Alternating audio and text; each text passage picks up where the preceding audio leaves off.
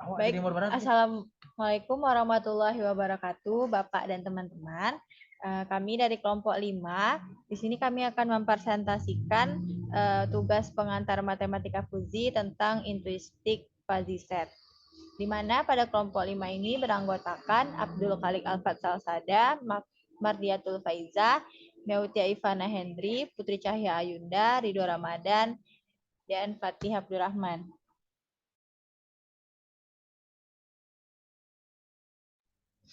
Baik, soal pertama yaitu apa contoh logika sederhana atau alasan sederhana yang memotivasi permasalahan sederhana dalam kehidupan sehari-hari didefinisikan intuistik fuzzy set.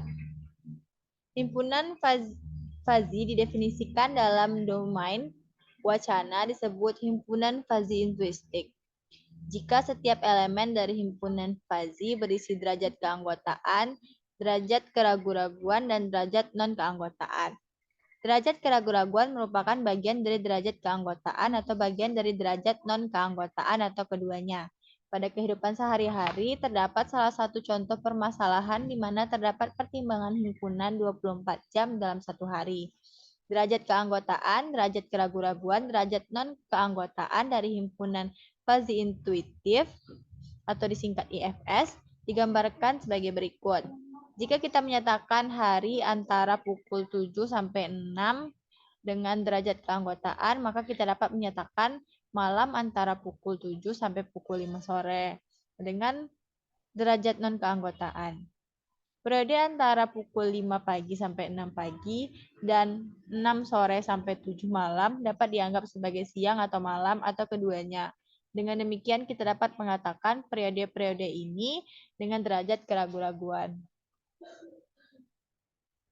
2. Apa definisi matematis dari intuistik fuzzy set? Misalkan X adalah himpunan semesta yang tak kosong. Himpunan fuzzy intuistik atau disingkat IFS A atas X adalah himpunan yang terdapat pada slide, di mana mu A dan FA di mana pemetaan X menuju interval 0 sampai 1 berturut-turut menyatakan derajat keanggotaan dan derajat non-keanggotaan dari X elemen X pada himpunan A dan selanjutnya. Untuk setiap X elemen X berlaku 0 kecil sama dengan mu A X tambah FAX kecil sama dengan 1 dan Pi A X sama dengan 1 mu AX dikurang FAX merupakan derajat kabur keanggotaan dari X elemen X pada IFSA. Artinya, IAX menyatakan ketidaktahuan apakah X mempunyai derajat keanggotaan atau tidak pada IFSA. Dengan IA, di mana pemetaan dari X 0 sampai 1 untuk setiap X elemen X. Selanjutnya akan dijelaskan oleh Khalik.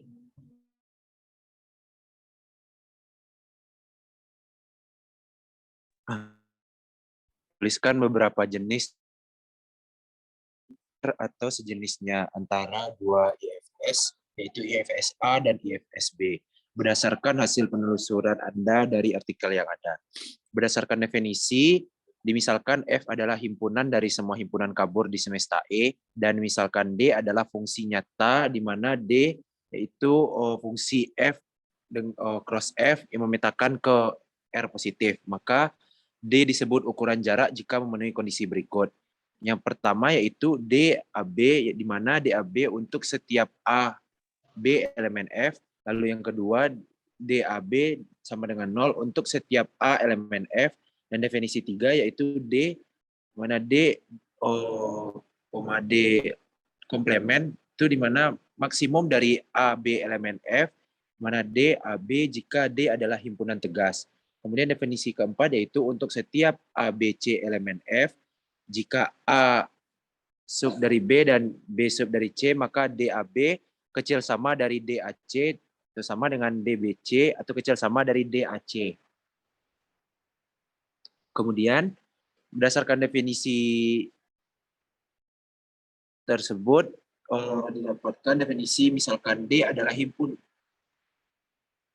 himpunan real fungsi D, IFS, cross IFS memetakan ke R positif, maka D disebut ukuran jarak jika memenuhi kondisi tersebut. Dapat terlihat di sini terdapat 4 definisi, di mana definisi pertama itu yaitu DAB, di mana DAB itu untuk setiap AB elemen dari IFS. Definisi kedua yaitu DAB sama dengan 0 untuk setiap A elemen IFS. Dan D3 itu D dengan D di komplemen maksimum dari AB elemen F dengan D AB jika D adalah himpunan tegas. Kemudian untuk definisi keempat, untuk setiap ABC elemen IFS, jika A sub dari B dan B sub dari C, maka DAB kecil sama dari DAC, sama dengan DBC kecil sama dari DAC. Kemudian didefinisikan, misalkan X adalah himpunan tak kosong dan PQR himpunan intuistik dari X, suatu fungsi DX cross X memetakan dengan interval 0, sampai 1, dikatakan ukuran jarak antar dua himpunan fungsi intuistik jika memenuhi aksioma berikut. Di mana dapat terlihat di sini, aksioma yang pertama yaitu A, 0 kecil sama dari D, P kecil dari Q, kecil sama dari 1. Kemudian yang B, D, P kecil dari Q sama dengan 0 jika dan hanya jika P sama dengan Q. Kemudian yang C, D, P kecil sama dari Q sama dengan DQP. Dan D jika P subset dari Q dan Q subset dari R, maka DPR besar sama dari DPQ, D, dan DPR besar sama dari DQR. Lalu definisi selanjutnya, yaitu misalkan A merupakan himpunan dari XI, mu A XI, PA XI, PA XI, di mana XI tersebut elemen dari X, dan B yaitu XI mu B XI, PB XI, PB XI, di mana XI juga merupakan elemen dari X. Menjadi dua himpunan fungsi intuistik dalam X. Smith dan Kachris mengusulkan 4 ukuran jarak antara A dan B, di mana yang pertama yaitu jarak Hamming, yaitu DH dengan elemen A, B itu sama dengan setengah sigma I1 sampai N, di mana mutlak dari mu A XI dikurang mu B XI mutlak ditambah mutlak PAXI dikurang PBXI ditambah mutlak mu AXI dikurang mu BXI. Lalu kemudian jarak Euclideannya yaitu DE A, B itu sama dengan setengah sigma dari I1 sampai N dengan mu AXI dikurang mu BXI kuadrat ditambah PAXI dikurang PBXI kuadrat ditambah mu AXI dikurang PAXI dikurang PBXI kuadrat. Untuk selanjutnya akan dijelaskan oleh Fatih.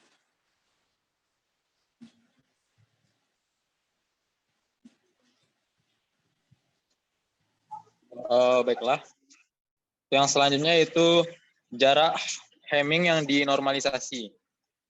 DNH dengan elemen A, B sama dengan tuh 1/2N, sigma I sama dengan 1 sampai N, mutlak dari mu AXI dikurang mu BXI ditambah dengan mutlak dari VAXI dikurang VBXI ditambah dengan mutlak dari PAXI dikurang PBXI. Jarak Euclidean yang dinormalisasi. DN kurang E dengan elemen A, B sama dengan 1/2N dikali sigma I sama dengan 1 sampai N dalam kurung mu AXI dikurang mu BXI dikuadratkan ditambah VAXI dikurang VBXI dikuadratkan ditambah PAXI dikurang PBXI dikuadratkan. Yang keempat, pelajari contoh yang ada pada artikel bidang medis yang ditentukan yang terkait dengan IFS. A. Pelajari contoh yang ada. B. Apa kasusnya? Seperti apa kasus atau masalah pengambilan keputusannya? Misalkan, ada 4 pasien yaitu P yaitu himpunan dari Al, Bob, Joe, dan Ted. Himpunan gejala-gejala adalah S, sama dengan yaitu suhu, sakit kepala, sakit perut, batuk, nyeri dada. Relasi fusi intuitif Q, P menuju S diberikan pada tabel 1. Mungkin bisa kita lihat pada tabel 1 yaitu. Mungkin lanjut ke selanjutnya. Misalkan himpunan diagnosa D sama dengan demam, malaria, tipes, masalah perut, masalah dada. Relasi fusi intuisionistik R, S menuju D diberikan pada tabel 2. Seperti yang bisa kita lihat pada tabel 2. Lanjut, mungkin. Oleh karena itu, komposisi T7 kurang 8 diberikan pada tabel 3. Seperti yang bisa kita lihat pada tabel 3.